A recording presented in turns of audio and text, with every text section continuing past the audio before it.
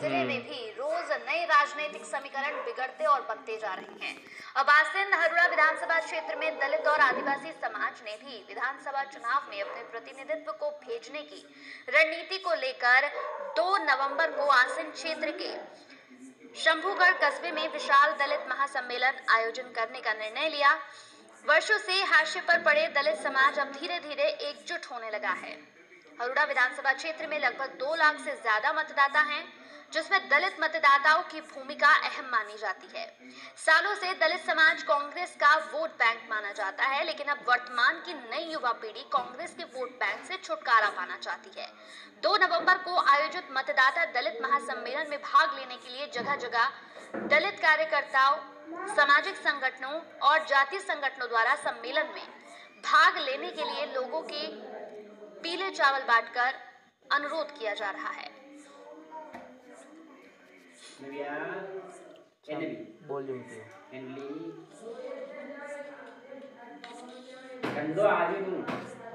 श्याम जी 2 नवंबर को आसीन हरुड़ा विधानसभा क्षेत्र में स्थित शंभूगढ़ स्थित जयनगर सगर जी के यहाँ पर एक दलित महासम्मेलन का आयोजन किया जाएगा, जिसमें समस्त SC/ST के एक्टिविस्ट, सामाजिक कार्यकर्ता और समाज सेवी भाग लेंगे। इस सम्मेलन का मुख्य उद्देश्य है, जो हमारे देश को आज़ाद हुए 70 वर्ष हो गए, लेकिन आज भी राजनीतिक मजबूरी एवं राजनीतिक हाशिए पर दलित समाज है। आगामी विधानसभा चुनाव के बारे में रणनीति पर विचार विमर्श किया जाएगा। भीलवाड़ा से सुरेश मेघवंशी की रिपोर्ट। तो इस पूरी खबर पर हमारे साथ भीलवाड़ा से ब्यूरो चीफ सुरेश मेघवंशी जुड़ गए हैं। सुरेश मेघवंशी जी, जैसे ही चुनावों की तैयारियां शुरू हुई हैं, तो यहाँ पर राजनीतिक तौर पर समीकरण भी बदलने शुरू हो गए, क्या कुछ जानकारी मिल रही है इस पर? जी मैडम, जैसे ही विधानसभा चुनाव की जो रणबेरी बजी है, भीलवाड़ा जिले में प्रत्येक सीट पर रोज नित्य नए राजनीतिक समीकरण कहीं तो बिगड़ रहे हैं, कहीं बनते जा रहे हैं। आसीन हरुड़ा विधानसभा क्षेत्र है जिसमें 2 लाख 74 हजार यहाँ की मतदाता है, और ये शुरू से ही कांग्रेस का गढ़ रहा, लेकिन कांग्रेस की गुटबाजी के कारण 28 वर्षों से यहाँ पर कांग्रेस नहीं जीत पाई है।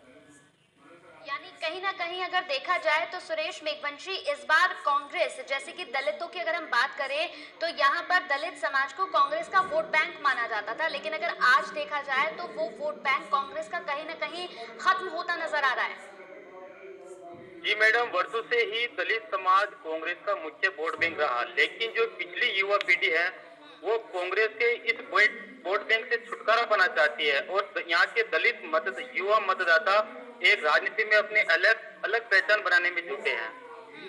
सुरेश, खबर ये भी है कि 2 नवंबर को मतदाता दलित महासम्मेलन की शुरुआत होने जा रही है। जी मैडम, यहाँ पर आसीन हरुड़ा विधानसभा क्षेत्र का एक शंभूगढ़ है, जहाँ जय सगर जी का मंदिर है। उस सगर जी के मंदिर पर 2 नवंबर को एक दलित महासम्मेलन रखा गया है। इस महासम्मेलन का मुख्य उद्देश्य है कि राजनीति में वर्षों से हाशिए पर जो दलित समाज चल रहा है, हमें भी दलितों को भी राजनीति में भागीदारी मिले, और कांग्रेस का जो वोट बैंक का जो समाचार लगा हुआ है उससे किनारा करके हम अपनी एक अलग राजनीति में पहचान बनाएंगे। तो सुरेश मेघवंशी, जिस हिसाब से अगर बात करें तो यहाँ पर कांग्रेस और बीजेपी, ज्यादातर कांग्रेस और बीजेपी ने ही राज किया है। दलित समाज से आपकी बातचीत हो पाई, उनका क्या कुछ कहना है? क्या कोई नई और पार्टी यहाँ पर निकलकर सामने आएगी, या फिर वो किसी और पार्टी के खेमे में जाते हुए नजर आ रहे हैं? यहाँ पर अभी जो वर्तमान में विधायक रामलाल गुर्जर है, उसका पहले 2 चुनावों में तो जो दलित वोट बैंक था वो भाजपा की तरफ रहा, लेकिन अब की बार एक भाजपा से यहाँ पर मतदाताओं में नाराजगी है। स्थानीय विधायक के चलते यहाँ युवा मतदाता है दलित समाज के, उनमें नाराजगी है।